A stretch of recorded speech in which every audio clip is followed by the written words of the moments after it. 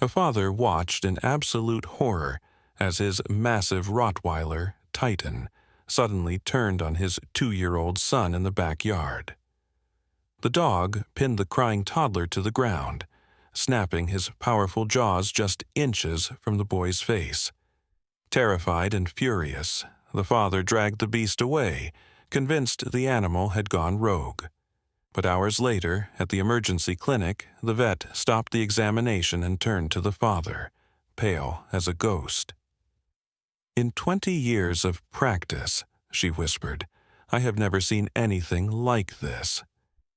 What she revealed next left the father speechless.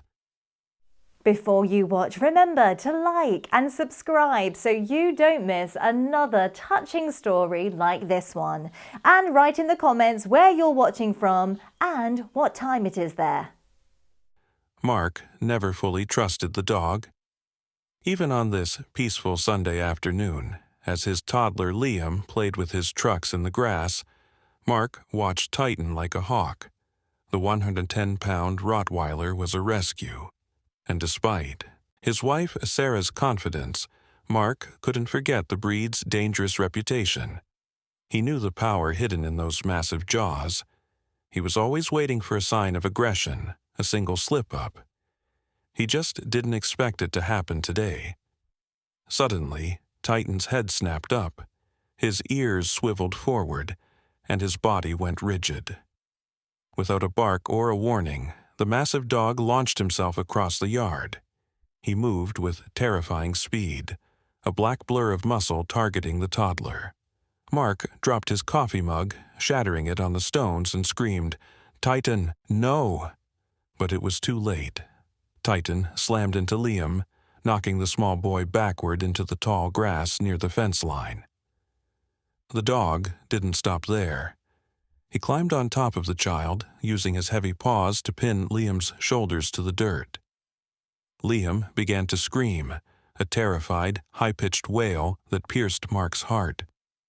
The dog was growling now, a deep, menacing rumble, and snapping his head violently from side to side. The sound of Titan's jaws snapping together was a sharp, loud snap that echoed in the garden. To Mark, the scene was clear. The predator had finally woken up. The dog was mauling his son. Adrenaline flooded Mark's veins. He sprinted across the lawn, reaching the pair in seconds. He didn't care about his own safety. He grabbed Titan's thick leather collar with both hands and yanked back with hysterical strength. "Get off him! Move!" Mark roared. Titan resisted. The dog seemed possessed, his eyes wild and bloodshot, desperate to stay on top of the boy. It felt like trying to move a concrete statue. Titan's muscles were locked in a spasm of intensity that Mark had never felt before, making him realize just how powerless he truly was against 110 pounds of pure instinct. He whined, a high, panicked sound, but Mark was blinded by rage and fear. He hauled the 110-pound animal backward, throwing him aside with a force he didn't know he possessed. Sarah swooped in instantly, snatching Liam from the ground and running back toward the house, shielding his body with hers. Mark stood between his family and the dog, chest heaving, fists clenched. Mark's mind flashed to every news headline he'd ever read about family dogs turning on their owners. He looked at Titan's bloodshot eyes and didn't see his pet anymore. He saw a wild animal that had tasted blood, but Titan didn't lunge again. As soon as he was separated from the boy, the fight seemed to leave him. He collapsed onto the grass, pawing frantically at his face, rubbing his muzzle into the dirt, making terrible, choking sounds. He began to convulse, his breathing turning into a ragged wheeze. "He's sick," Sarah cried from the porch, checking Liam for blood. "Mark, look at him." "He's not sick, he's vicious," Mark spat out, though his anger was quickly turning to confusion. Titan's face was swelling rapidly. Within seconds, his eyes were puffing shut, and his lips were ballooning to twice their normal size. His tongue, usually pink and wet, had turned a dark, terrifying shade of purple, lolling out of his mouth as if it didn't fit anymore. "Get in the car," Mark ordered, his voice shaking. "We're going to the emergency vet now." He grabbed Titan by the scruff, half dragging, half carrying the stumbling dog to the SUV. He threw him into the trunk. As he slammed the door, he looked at Sarah. "If he attacked Liam, he's not coming back home, Sarah. You know that." Sarah nodded, tears streaming down her face, clutching Liam, who, miraculously, didn't have a single scratch on him. The drive to the clinic was agonizing. Mark drove fast, his knuckles white on the steering wheel. In the trunk, Titan began to thrash violently against the metal sides. Mark glanced at the rearview mirror and felt a chill run down his spine. Titan wasn't just struggling. He was pawing desperately at his throat. The sound, coming from the trunk, changed from a wheeze to a high-pitched, desperate whistle, the terrifying sound of a throat closing up completely. Mark gripped the wheel tighter, thinking the dog was trying to break out to attack again, unaware it was the desperate, final struggle of a suffocating animal fighting for air.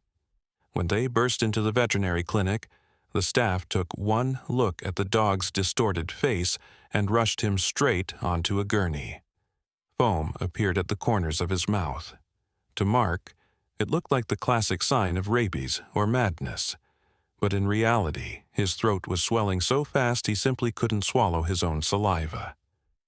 "Code blue, obstructed airway," a nurse shouted. Mark and Sarah were left standing in the sterile hallway, helpless. Minutes turned into an hour. The silence in the waiting room was heavy. Mark looked down at his trembling hands, seeing the garden dirt still under his fingernails, and realized with a sickening thud that the hands he used to save his son might have just killed his best friend. He replayed the scene in the garden over and over.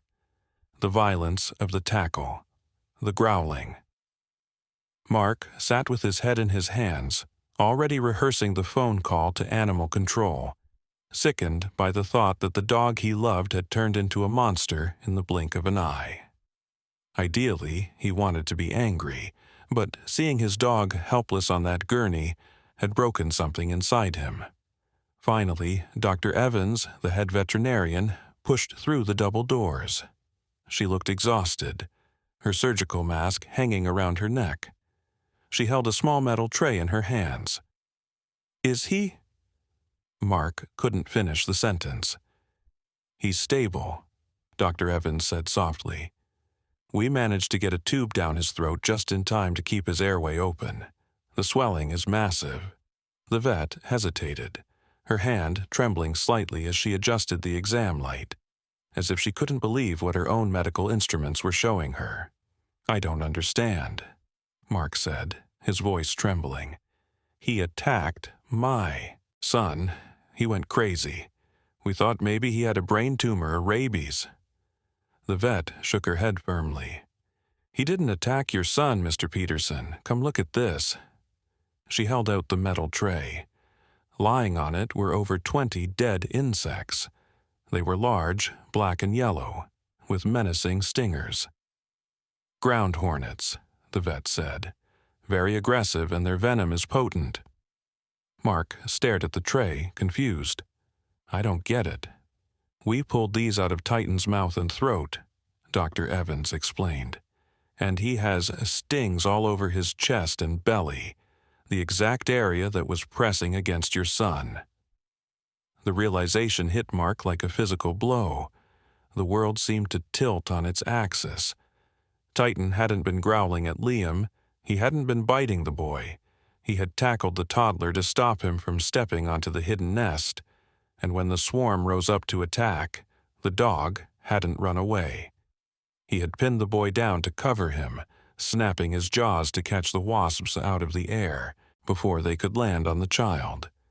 He had used his own body as a living shield, absorbing every single sting meant for the baby. He saved him?" Mark whispered, tears instantly blurring his vision. If a toddler had taken that much venom, the vet said grimly, we wouldn't be having this conversation. Your son likely wouldn't have survived. That dog took the bullet for him. Mark broke down. He fell into the plastic chair, burying his face in his hands, sobbing uncontrollably. The guilt was crushing. He had dragged the hero away. He had yelled at him. He had planned to put him down. Meanwhile, Titan was suffocating, silently dying to protect the pack. When they were finally allowed to see him, Titan was groggy from the antihistamines and steroids. His face was still swollen, but when he saw Mark enter the recovery room, his tail gave a weak thump against the floor. Mark knelt beside the cage and wrapped his arms around the massive dog's neck. "I'm sorry, buddy," he said, his voice breaking. "You're a good boy. You're the best boy." Titan let out a soft sigh and rested his head on Mark's shoulder. He didn't hold a grudge. He was just happy his humans were safe. Titan made a full recovery. And from that day on, life in the Peterson house changed forever. Titan is no longer just a pet. He is the guardian of the household.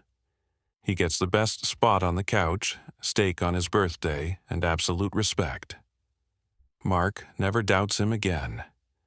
Now, when they sit in the backyard and Titan lifts his head to listen to the wind, Mark doesn't feel fear. He feels gratitude, because he knows that 110 pounds of muscle isn't there to threaten his family. It's there to die for them if necessary. Did this story touch your heart? Do you think dogs are angels sent to protect us? Yes or no?